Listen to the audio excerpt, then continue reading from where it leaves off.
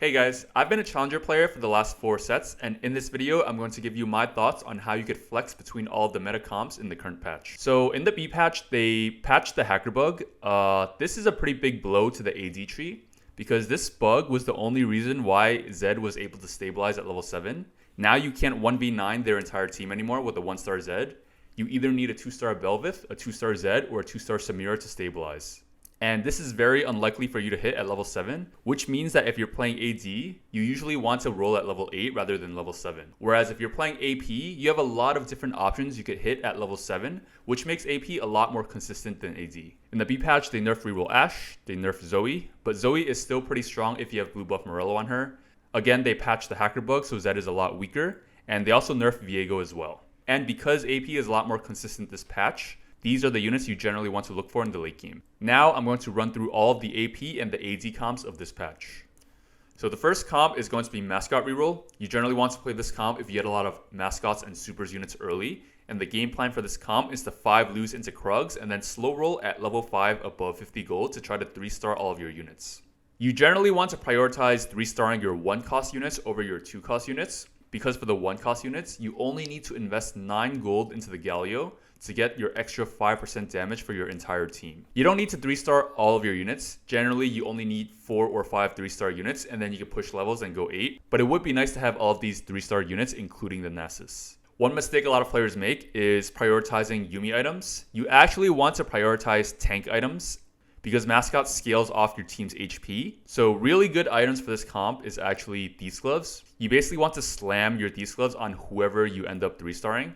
And then you put all of your leftover tank items on your Galio and all of your leftover AP items on your Yuumi. And your level 6 board, you just throw in your Nasus and you're going to have a very stable board that scales you into level 8. Your level 8 board might look something like this, and once you hit 6 Mascot, your comp is basically unbeatable. This comp is really strong with the Mascot emblem. The reason why is because you don't have to rely on Nunu to hit your 6 Mascot. So for example, if you have the Mascot emblem, you could spike really hard at level 7 without relying on hitting the Nunu, and your board will look something like this. So next up is going to be Brawler SORAKA. This comp is really strong because you could roll at level 6 or 7 for this comp to have a stable board.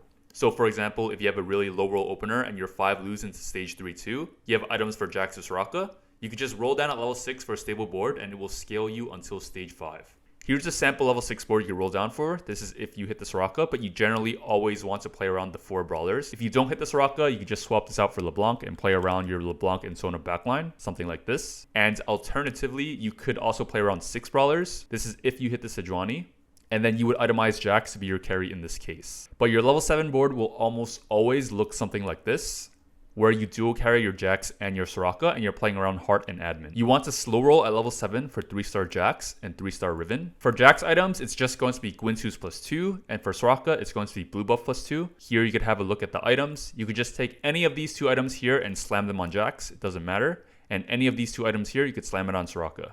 If you have 3 tank items, you could itemize either your Sejuani or Riven. If you think that you could hit the Riven 3, you want to itemize the Riven. But if you don't think you can, then you would just itemize the Sejuani. And if you ever get to level 9, then you could just play 2 more mech units and make your Jax a mech, and then try to play for top 2. Okay, so next up is going to be VELKOZ. This is probably one of the most cringe comps to exist in TFT because of how VELKOZ works. VELKOZ basically only targets the unit that did the most damage on the enemy team. So if you have a 3-item VELKOZ, it doesn't matter where the carry is, it's going to die once VELKOZ casts. This is why you want to make sure that you have 3 items on VELKOZ to make sure you could kill their carry in 1 second. This comp is really strong if you get the right augment for it, and this is also a really good top 4 comp because if you're on a 5 loss streak, you could roll down at level 3-2 for this board and you could stabilize really hard. This comp is also really good with the right augments. For example, if you get loaded dice, you could just loaded dice a threat at level 4 and your shop is guaranteed to have 5 3-cost threats. So you're basically guaranteed a full 2-star threat board at level 5. Other good augments are stuff like Triforce, and the threat augment is also really good. If you have Triforce, your board is going to look something like this. You want to play around other 3-cost units and try to reroll to 3-star them. But if you just want to push levels, your level 8 board could also look something like this. Ideally, you want to drop this Galio and the Sivir for better legendary units at level 8. So next up, I'm going to be talking about the AP Flex comp. The AP Flex comp is where you basically flex around every single AP unit that's a 3 or 4 cost. So for example, TALIYAH, LeBlanc, Sona, Syndra, Janna, Zoe, SORAKA. There's just so many different units that you could hit at level 7 that this deserves its own comp. So if you're playing AP and you have to roll at 7, you could play around 4 SPELLSLINGERs. Your board could look something like this. You itemize the LeBlanc first, because it's going to be 2-star, and then once you hit the 2-star TALIYAH, you can move the items over. The other variation to the level 7 board is going to be around 3 Gadgettine. Here, you get the SORAKA in, and you itemize either your Zoe or LeBlanc, because they're easier to 2-star, and then once you get the SORAKA, you move the items over to SORAKA. Now, if you're able to go to level 8, your board has a much higher cap. So again, you're going to be playing around 4 SPELLSLINGERs, but this time you have Janna and Syndra. And the other variation to this is you're going to be playing around 4 Heart instead, and here you're going to be itemizing your SORAKA. If you manage to get a Heart spat, you could drop the Yuumi for Nunu. This is going to enable you to put the Heart spat on your Zoe, and your board is going to be very, very strong. Finally, a very capped board you could play at level 9 will look something like this. Here, you're just going to be playing all the AP 4 cost units and fitting in as many legendary units as possible.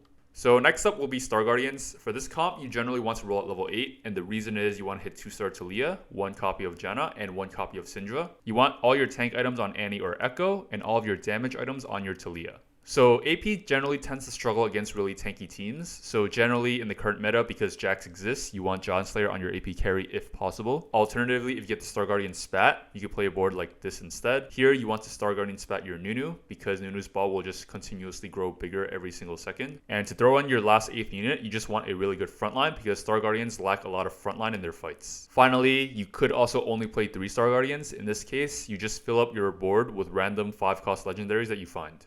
So the last comp in the AP list is going to be VIEGO. This is a comp that got nerfed, and you only want to play this comp if you get the spat for it, or if you could roll at level 8. The reason why you can't roll at 7 is because you want to be able to hit Aphelios or Leona, and you also need to hit the 2-star VIEGO. If you roll at 7 and you don't hit this 2-star VIEGO, you're guaranteed bot 4. But generally, this is the level 8 board you want to default towards. If you don't hit Aphelios, you could drop Aphelios and Fiora for 2 random legendary units. If you don't hit this Leona, you just play a 3rd Renegade like Camille. And for items, VIEGO likes Spark plus 1 healing and 1 damage item. If you get the OXFORCE spat, you could dual carry your Zed. So in this case, Zed items will be Edge of Night plus OXFORCE spat plus 1. And because you're playing Zed, you want Prankster in, so you just play LeBlanc. And then because you're playing LeBlanc, it synergizes well because you get 2 admin from your Camille as well. And finally, if you get the Renegade spat, you just want to play around 6 Renegade and 4 OXFORCE instead, where the Renegade spat goes on Aphelios. So your board will look something like this. So next, I'm going to talk about all of the AD comps. So the first comp is going to be Duelist. Duelist is probably the most consistent top 4 comp if you have to roll at level 7, because you could stabilize off of 1 copy of Zed and a 2-star Vayne. For items, it's just 3 damage items on Vayne, and then Zed is, as usual, Edge of Night plus 2. All of your tank items will go on either your Echo or your Sejuani. If you happen to 3-star your Nyla, you can put all your tank items on your Nyla instead. But this comp gets significantly stronger if you get the Duelist spat. If you get the Duelist spat, you could instead play Zoe and Duelist spat her. This is going to give you Prankster for Echo, and this is also going to give you Hacker on Zed, which enables backline access. If you manage to hit 2-star Zed and 3-star Vayne, this is top 2able. But if you only have a 2-star Vayne, then you're probably only going to be able to play for top 4. So I'm going to talk a little bit about Zed.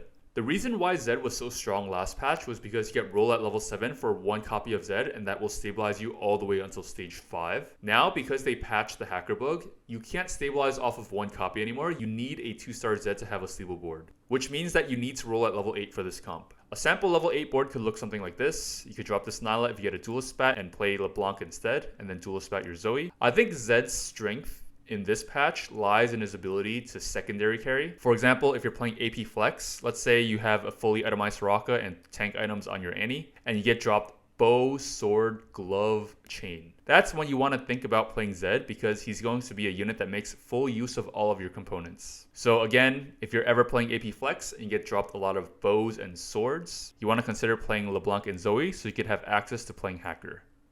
So the other AD comp you want to flex between in this patch is going to be SAMIRA. SAMIRA is going to be a level 8 comp, and the reason why is because you need a 2-star SAMIRA to stabilize your board, and you also want to hit Aphelios. If you have to roll down at 7 and you only have a 1-star SAMIRA, you're probably guaranteed bot 4. Your frontline is going to be Flex. You could also play around a frontline like this, where you have 2 mascots and a Zac. This allows you to run 3 civilian. Your other option is to have a mech frontline, where you play around your set instead. Alternatively, if you get a SureShot spat, this comp becomes really good because you could drop one of your shitty SureShot units like Senna and play Urgot and SureShot him. Alternatively, you could also drop down to 2 SureShot. This is probably if you don't hit this Aphelios. So for example, you could drop this Aphelios, you could drop this Urgot, and you could just play 2 random legendary units that you hit. So in this case, you just play Nunu for Mascot, and then you could also play Janna for Civilian. So something like this.